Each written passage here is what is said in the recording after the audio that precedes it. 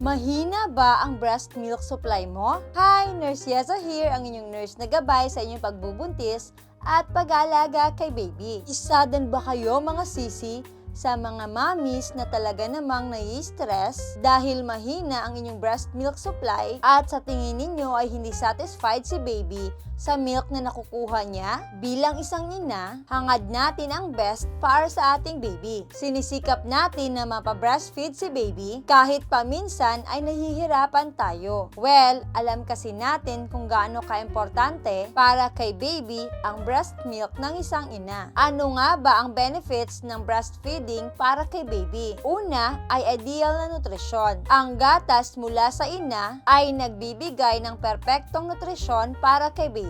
Ito ay may mga tamang halaga ng nutrisyon at madaling madigest. Ang colostrum o ang unang gatas na inilalabas ng ina ay mataas sa protina, mababa sa asukal at puno ng mga beneficial compounds. Ito ay hindi maaaring palitan ng formula milk. Pangalawa ay antibodies. Ang breast milk ay may mga antibodies na tumutulong sa sanggol laban sa mga virus at bakterya. Pangatlo ay proteksyon sa kalusugan. Maraming pag-aaral na ang nagpapakita na ang mga baby na hindi breastfeeding ay madaling magkaroon ng mga sakit tulad ng pneumonia, diarrhea at infection. Pang-apat ay sa kanyang growth and development. Ang breast milk ay nagpapalakas ng immune system ni baby at ito ay nag-aambag din sa kanyang optimal growth and development. Pang-lima ay bonding. Ang breastfeeding ay isang magandang pagkakataon para sa bonding ni mommy at ni baby. Tandaan mga sisi, ang breastfeeding ay hindi lamang para sa kalusugan ni baby, kundi pati na rin sa kalusugan nating mga ina.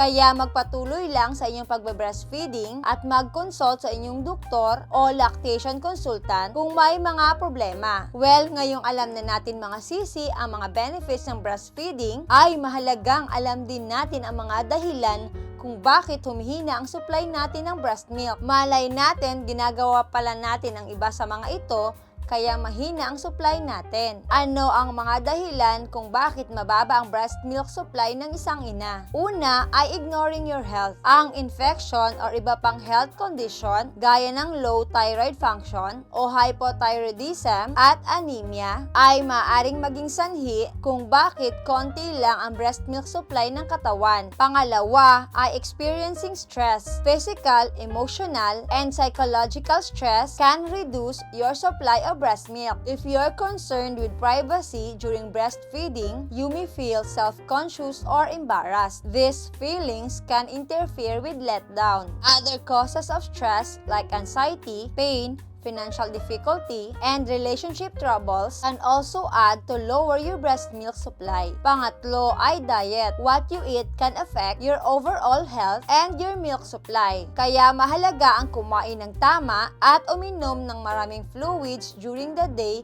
kung ikaw ay breastfeeding. Pang-apat ay consuming too much caffeine. Caffeinated soda, tea, coffee, and chocolates are okay in moderation. Ngunit ang large amount ng pagkonsume nito can dehydrate your body and lower your production of breast milk. Too much caffeine also can affect your breastfeeding baby. Some of the caffeine you consume will pass to your baby through your milk, which can build up to your child's body, causing irritability and sleep problems. Having an irritable baby who is not breastfeeding well and stimulating breast milk production could have a negative effect on your supply. Try to cut back 1 or 2 caffeinated beverage daily. Pang-lima ay ang paninigarilyo. Ang paninigarilyo can interfere with the release of oxytocin in your body. Ang oxytocin ay ang hormone na nagsistimulate sa letdown reflex. Ang letdown reflex ay ang nagre-release ng breast milk galing sa inyong breast. If your breast milk mga sisi is not released, it will not drain out your breast and stimulate your body to produce more milk. Mahalaga mga sisi na habang kayo ay nagpapadede ngayon kay baby,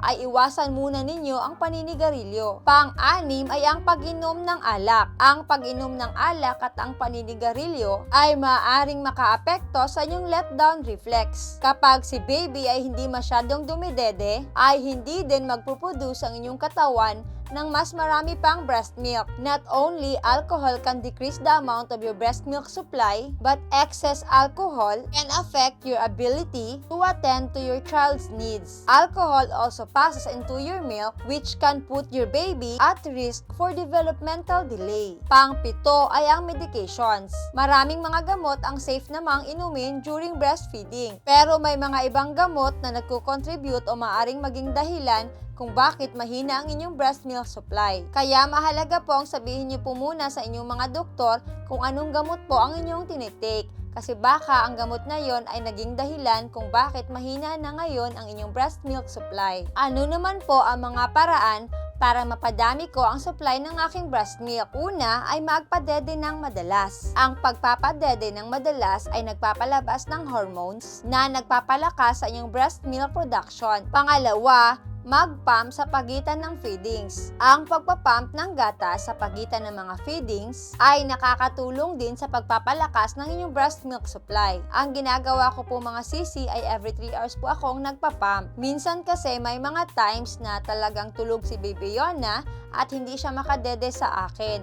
So, para continuous pa din ang pag-produce ng aking katawan ng milk, ay pinapump ko po ito. Pangatlo ay magpadede mula sa parehong suso. Ipaubos mo muna ang iyong gatas mula sa iyong unang suso bago mo siya ilipat sa iyong pangalawang suso. Ang pagpapadede mula sa parehong suso ay nagpapalakas ng iyong breast milk supply. Pang-apat ay kumain ng mga tamang pagkain. Ang pagkain ay may malaking epekto sa inyong breast milk supply. Kaya't kumain ng mga pagkain may mayaman sa nutrients tulad ng malunggay at iba pang gulay. Well, for me mga sisi ay talagang mini-make sure ko na nakakakain po talaga ako ng gulay. Ayan, paborito ko po yung masabaw. Lalong-lalo na ngayon na ako ay breastfeeding. Pang-lima ay mag-relax at magpahinga. Ang stress ay maaring makaapekto sa inyong milk supply. Kaya't mahalagang maglaan ng oras para sa iyong sarili at magpahinga. Napansin ko kasi during sa times na ito na parang hindi satisfied si Baby Yona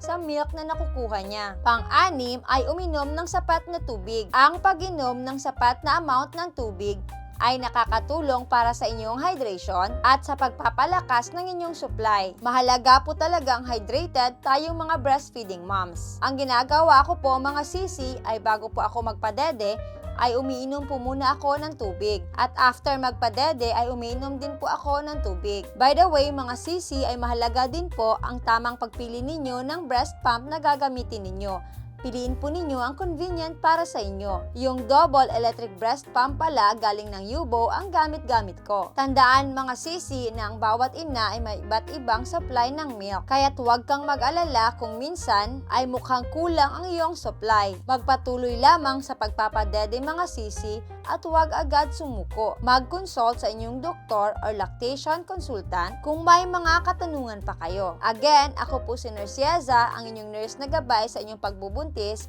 at pag-alaga kay baby. Naway magkaroon po kayo ng isang healthy at safe na pagbubuntis. God bless!